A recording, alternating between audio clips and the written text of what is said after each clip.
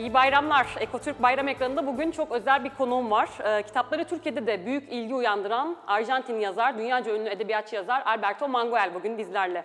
Ama ben Türkçe'de çevrilen aslında pek çok kitabı var Alberto Manguel'in. En son Yapı Kredi yayınlarından yayınlanan Kütüphanemi Toplarken isimli kitabı geçtiğimiz yıl yayınlanmıştı. Ama ben bugün onunla biraz daha okumayı yeni bitirdiğim Tampana'nın izinde 5 şehir kitabını konuşmak istiyorum. Bu kitap üzerinde konuşacağız. 2016'da Alberto Manguel Türkiye'ye geldi. Ankara, İstanbul, Erzurum, Konya, Bursa şehirlerini gezerek Tanpınar'ın izinde 5 şehir kitabını Tanpınar'dan yaklaşık 75 yıl sonra kaleme aldı. Bugün daha çok bu kitabı ve Türkiye gözlemlerini konuşacağız Alberto Manguel'in. Mr. Manguel, welcome to our show. Thank you very much for joining us. Thank you. I'm delighted to be back in Turkey. Thank you very much. So shall I say hoş geldiniz? I think you speak some Turkish a little bit, right? Not a single word, unfortunately. Really? I have a wonderful Turkish niece, but I speak to her in English. Okay, thank you very much. Welcome again. So first of all, Mr. Manguel, I would like to get to know you more for our audience. You are very familiar with Turkey and the Turkish culture. Do you have any family connections?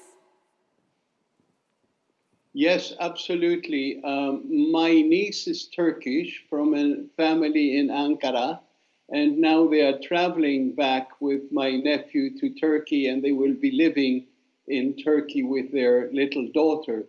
So I will have another excuse to come back to Turkey, a country that I love very dearly. Great. So I wanted to ask you, Mr. Manguel, is there any major difference between the Turkey that is being portrayed, especially in the Western media, and the Turkey that you saw during your visit? What would you say about this? I have to say that I don't know enough about Turkey. You know, Turkey is a very complex country with many different cultures, many different ethnicities, many different histories. And it's not enough to say I have been to Istanbul or even to Erzurum to say that I know Turkey. So the news that comes through from Turkey is at times very distressing, but I have a great trust in the Turkish spirit, in that thing that Tanpınar was looking for when he investigated the 5 cities. He said he was looking for that connection between the ancient, prestigious past and the step forward into the 21st century. And that is where Turkey is now. Okay, we will talk, we will go more in details about this, but let's come to your book that you also mentioned. Tanpınar'ın izinde 5 şehir, in the footsteps of Tanpınar, 5 cities. So I just finished, by the way, finished reading your book, and I really enjoyed, let me say that.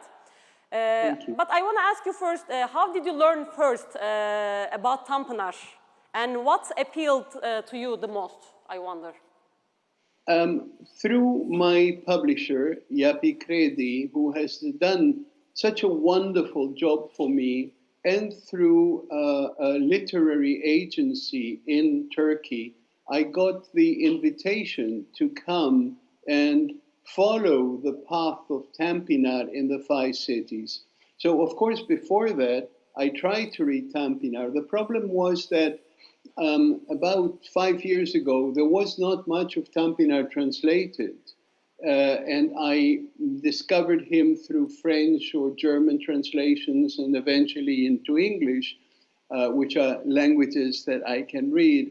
And I discovered such an extraordinary writer, so multiple, so original. And I wondered, as I often do, why a figure like Ahmet Tanpınar was not at the forefront of the literatures of the 20th century. Why does everyone not know about Tanpınar as they know about Joyce or they know about Garcia Marquez? Because he is one of the world's most important writers. So what is your answer? Why he's not known? What is the answer? There are many answers. Partly it has to do with the economics of the publishing industry, partly because of all the propaganda of the English press, English language press that has to do with what is known in English. You know, English speakers believe that culture ends at the borders of their countries, and it is difficult for them to bring into the English culture all the great names from foreign literatures. Nothing but 3% of all the books published in English are translations, and many of these are computer books and handbooks. So it takes a long time and effort to bring someone great like Tampina into the English language, which is the language that publicizes literature throughout the world. It's the lingua franca. It was Latin in the Middle Ages, or Arabic in the Arab-speaking world. So I haven't lost hope, because Tampina stands on his own as an extraordinary great writer. And I think that thanks to publishers such as Penguin, who have brought out Tampina in English, the English-speaking readers will begin to know what secret treasures lie for them in the libraries with which they are not familiar. Mr. Manguel, what makes Tampana really unique and extraordinary for the literature, for the world literature, and for you? Many answers. Tampina is not a one-track writer. You can't say that there's one style that belongs to Tampina. So in one novel, he has a Proustian look on the world, very melancholy, something to do with that melancholy described by Orhan Pamuk in Istanbul. And that comes across very well in some of Tampina's writings. But in other of his writings, such as the Institute for the Regulation of Time, he is very much in the vein of a Kafka or a Bruno Schulz or even a Garcia Marquez, but long before Garcia Marquez. He understood that our world is on the one hand made of memory, and on the other hand made by rules that we don't understand, that we have created to do with bureaucracy, for instance, the old Ottoman bureaucracy, and questions of political entanglement and religious politics.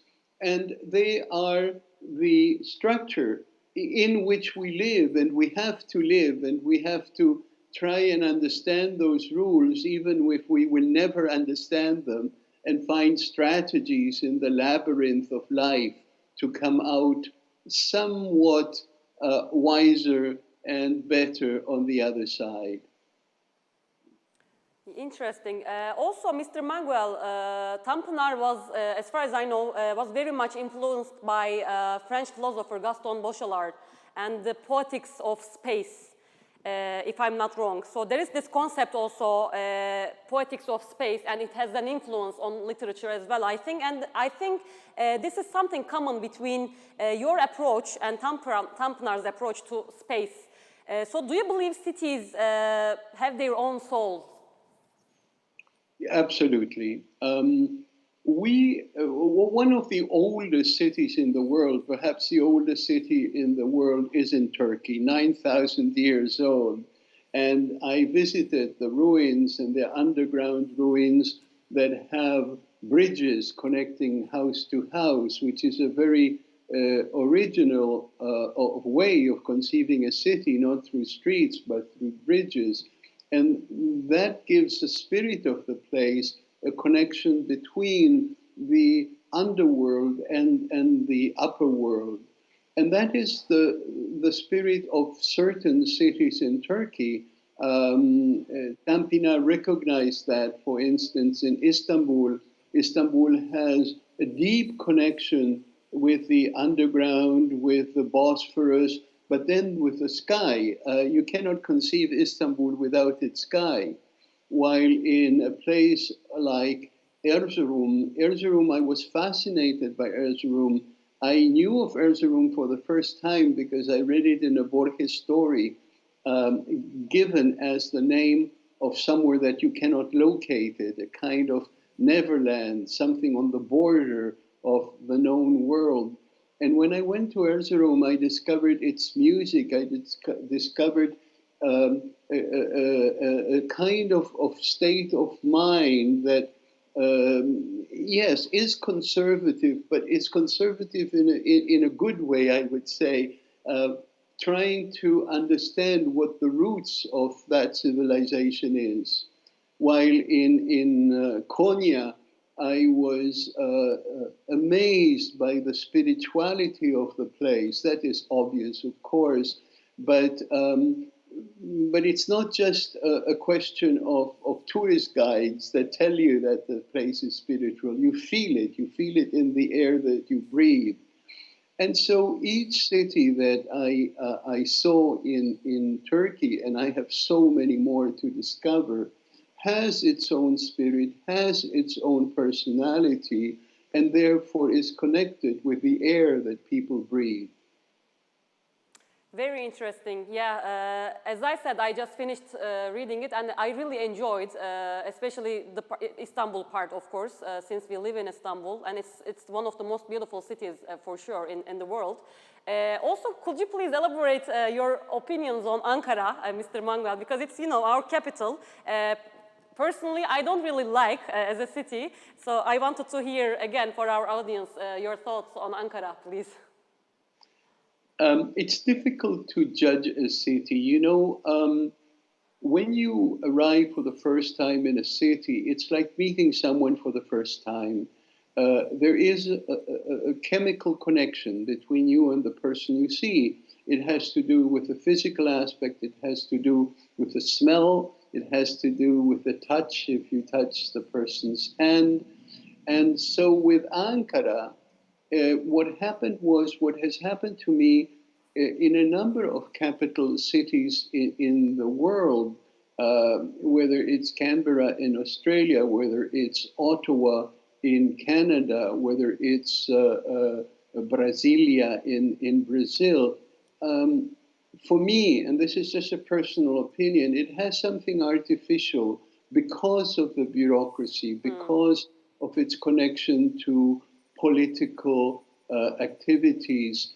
And so for me, Ankara, but maybe I don't know it well enough, didn't have the depth of other cities. It appeared to me a city that was mainly on the surface and didn't have a real connection with either the sky or the undergrowth, which is a way of saying that it didn't have a connection with the world of the dead, with our ancestors who speak to us still from the depth of the earth and perhaps from the stars. Yes, about that, especially the influence of politics on the city, on its soul, was something that I found very interesting. And actually, last week I quoted something on my social media account about Ankara. It was very interesting. By the way, Mr. Manguel, if you wonder, I'm from Adana. Do you know? Do you have any information or any opinion about Adana? Tell me, please. I mean, I think you have heard. Have you visited other cities, by the way, other than these 5 cities? Just passing, but no, not really. Oh, okay. So when you come next time to Turkey, I will take you to Adana then to have a real Adana kebab, okay? Please, wonderful. I hope that you promise that sincerely because I will come. Yes, after the pandemic. I think you travel to Turkey a lot, but since this pandemic... Yeah, unfortunately, for the past 2 years, I haven't traveled, but I am very much looking forward to coming back to Turkey. I have a number of friends in Turkey, and I miss that personal contact. You know, Turkey in the different cities offers spaces for conversation, which is a lost art in much of the world. Part of Turkish culture, and perhaps it is a throwback to the Ottoman Empire, is this very civilized habit of getting around a table and just talking around a Turkish coffee, around tea, and the time passes in constructing a world of words. This was something that I learned when I came to Turkey for the first time, oh goodness, 20 years or 30 years ago, invited by Enis Batur, who I found was like a soul brother for me in Turkey. I haven't seen him in many, many years, but he introduced me to that habit of talking around the table, and I want to come back to Turkey for conversation. Hopefully, as soon as possible.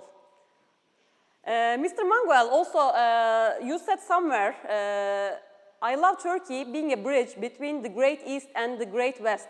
It can be identified with both of them, and at the same time, none of them. So how would you define Turkey between East and West? Could you please elaborate? And do you think Turkey is lost in between, in a sense? It is not lost. It acquires its identity in between, because East and West are invented concepts. They don't exist. There's no physical representation of East or West. But because we humans need these maps of our mind, we build these ideas of the Northern Hemisphere, the Southern Hemisphere, Orient and the West. And there are artificial concepts, and as soon as you begin to travel, you realize that the Orient is, in what is imagined as Orient, is represented in certain neighborhoods of Toronto, and what is the West is very much alive, for instance, in Singapore or Moscow. So I don't know that they're useful concepts. There's a wonderful moment in Dante's Divine Comedy where they are in the center of hell, and Lucifer, Satan, is stuck in the middle of the earth. And so they come down the coat of Satan, and suddenly Dante feels that he is not coming down, but climbing. And he asks Virgil, well, what is happening? Are we going back? And Virgil explains, no, Satan is stuck in the earth. So when we climb through the legs, we are climbing towards the southern hemisphere. And so the world turns upside down, and what we think is north might be south. What we think is on the left side is really on the right, because in the universe, those ideas, those dimensions don't exist. There is no up and down, left and right in the universe. And somehow I think this encapsulated in Turkey. Turkey is neither up or down, neither east or west. It is all those things and none of those things, because it has its own identity. Thank you very much for this explanation, because you know, domestic, especially in domestic politics, this issue is being discussed a lot. I mean, is Turkey shifting away from east to west, or vice versa? So this is a very hot topic domestically also. So what you said was quite important. Thank you very much. These discussions in politics are artificial. They have to do with the rhetoric of politics. They have to do with created interests of different politicians who want to benefit one side or the other. It doesn't have anything to do with the real identity, with the spirit, with the soul of Turkey. Certainly, definitely. Mr. Manguel, I also want to ask you, the Western studies of the Eastern world has generally been described as Orientalist, with a lot of prejudices and biased opinions.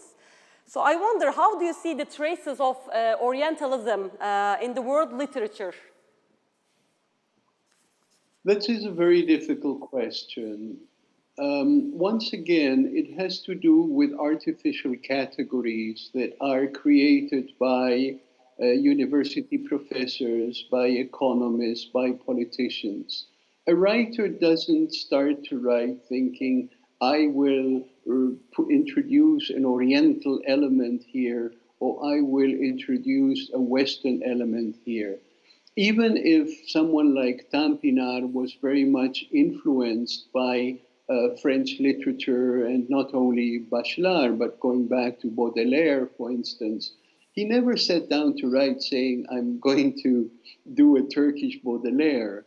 You, as a writer, you are fed with so many things. All these rivers from the world come where you are and mingle the waters in your imagination. But university professors and politicians want to pick out the strands, and they want to say, oh, here Tampinard is using a French reference, and here an American writer is using a Turkish reference. Well, that may be, but each writer has his or her own voice that has got nothing to do with these petty geographical connotations. No, a writer who sets out to write as a Turkish writer, I am a Turkish writer and I will write only about Turkish things, will never be a good writer. In the same way that an American writer is saying, I will exclude everything that's not American. And in academia today, there is a very noxious tendency that has introduced itself for quite a time, which is called voice appropriation. They accuse artists and writers to take on themes and attributes that are not belonging, in their view, or the view of these academics, to these creators. Well, that is absurd, and it's completely ignorant of what art is. As a writer, you can write as a man, as a woman, as a child, as a horse, as a Turkish man, as an American woman, and all these identities come into your novel, into your poem, into whatever there is. And the readers identify these as mirrors of themselves. You know, during the military dictatorship in Argentina, many prisoners read the poems of Nasim Hikmet because it was their voice. When Nasim Hikmet writes a poem of somebody who will go into prison and giving that person advice as what they should do and what they shouldn't do, and don't think of roses, think of stars. And for any prisoner, any political prisoner, it has a meaning. It doesn't need to be Turkish or Argentinian, because literature doesn't have a passport. Yeah, it doesn't have passport, it doesn't have borders. Yeah, very true. Mr. Manguel, how about you? I mean, did you have some prejudices or biased opinions when you look back right now? Because you said you came first to Turkey more than 20 years ago. So I wonder, how did you come first here and what changed in the meantime? What changed was that I changed. You know, every year I become a different person. But when I came to Turkey, the only impression I brought with me was in my readings, Turkey that appeared in my literature. So in the travel of Flaubert, in the stories of the Ottoman Empire, in detective novels set in Istanbul, as I said, in Erzurum, mentioned in Borges. So this was my luggage. This was what I had to declare at customs when I came to Turkey. Mm-hmm. But very soon the impressions changed because I began to see different things. I began to hear different opinions. I have a very dear friend, the photographer and video artist, Ali Kazma. And Ali introduced me to another much more modern vision of Turkey, a Turkey of the 21st century that, of course, I should have known was there, but I didn't know was there.